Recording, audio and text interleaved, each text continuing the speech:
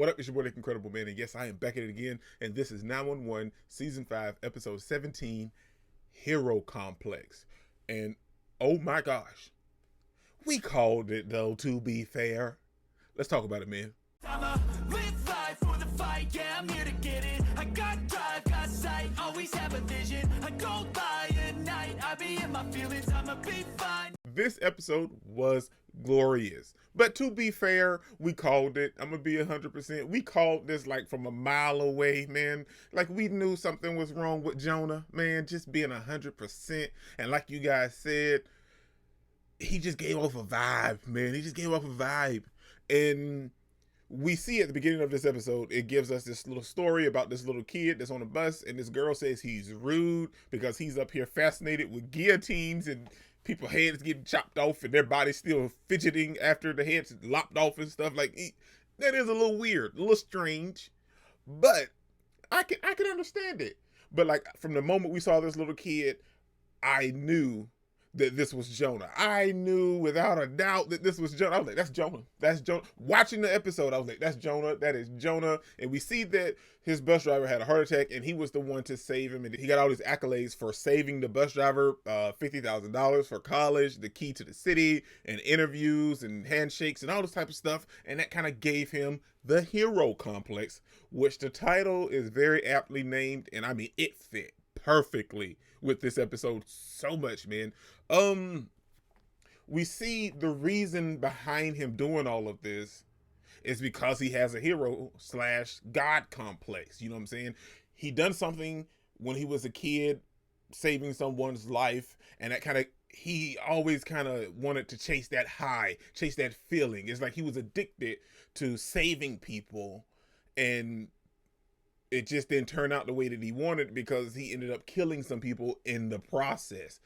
And this episode, man, this episode was good. I mean, these last couple episodes, 911 been on it. And I know talking to some of you guys anyway, that, you know, we've all had that feeling that, you know, 911 Lone Star was edging out 911 just a little bit in some of these recent episodes. But these last couple episodes, 911 has been bringing it, man. And I can't shoot down 911 Lone Star because it's been bringing it as well. But 911 has been on it with these last couple episodes, man. And this was another great, wonderful, fantastic, glorious, awesome, supercalifragilisticexpialidocious episode.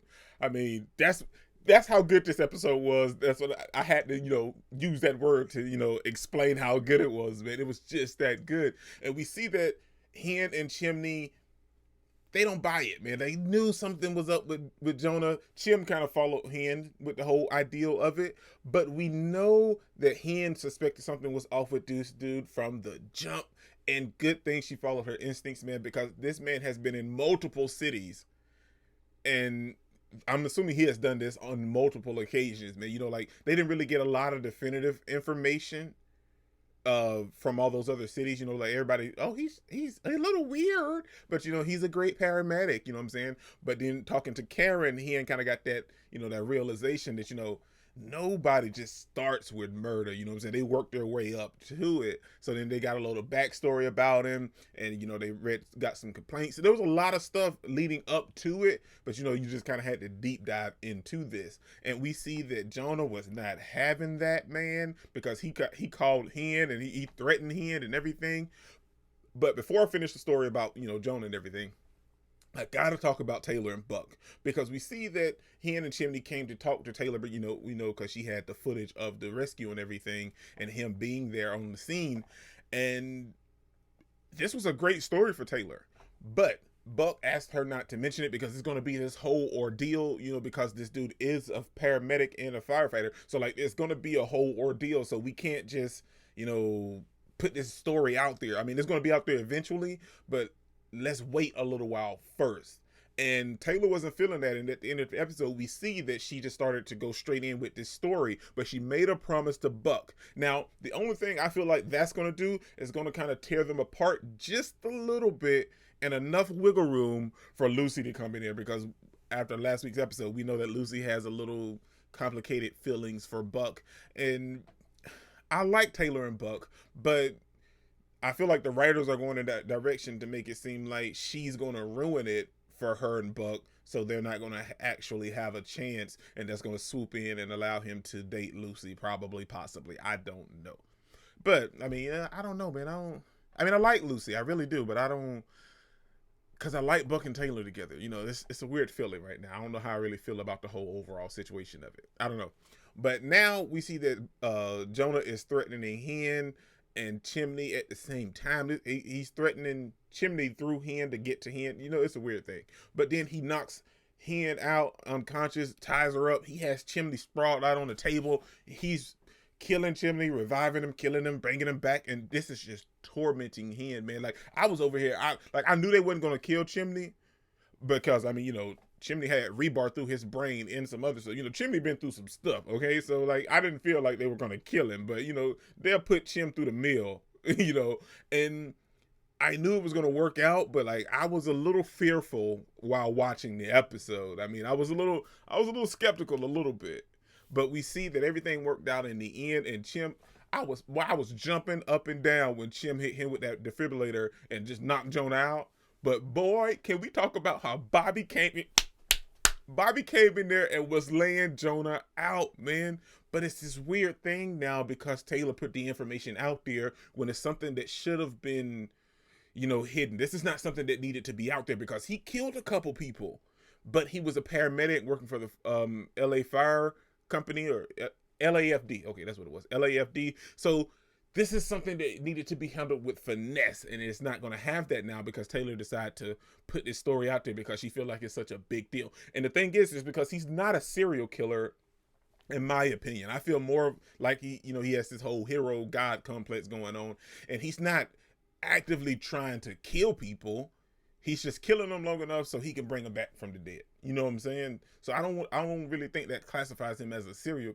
Well, I take that back. You know, the classification for serial killer is, you know, I think it's 3 or more bodies. You know what I'm saying? So I don't know. It's a weird concept with that.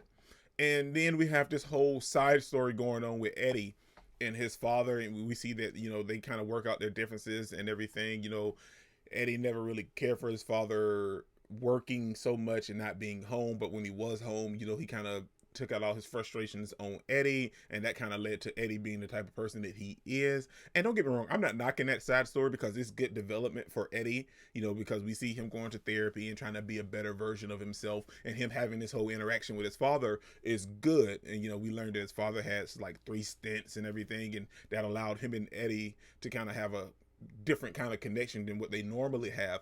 But it's one of those stories that it should have been highlighted a little bit more. It didn't need to take place in this episode, because in this episode there was so much other stuff going on with the whole Jonah aspect that was our main focus. And I feel like the Eddie stuff kind of got sat by on the wayside. I mean, we got it and it resolved itself, but I mean, it resolved itself all kind of fast, and it didn't really give me the satisfaction that I would have wanted from that kind of storyline, because it kind of was just like second notice. It kind of took a back seat to everything that was going on with Jonah, and rightfully so, because the Jonah stuff was more forefront. But I'm saying the stuff with Eddie could have held off into another episode.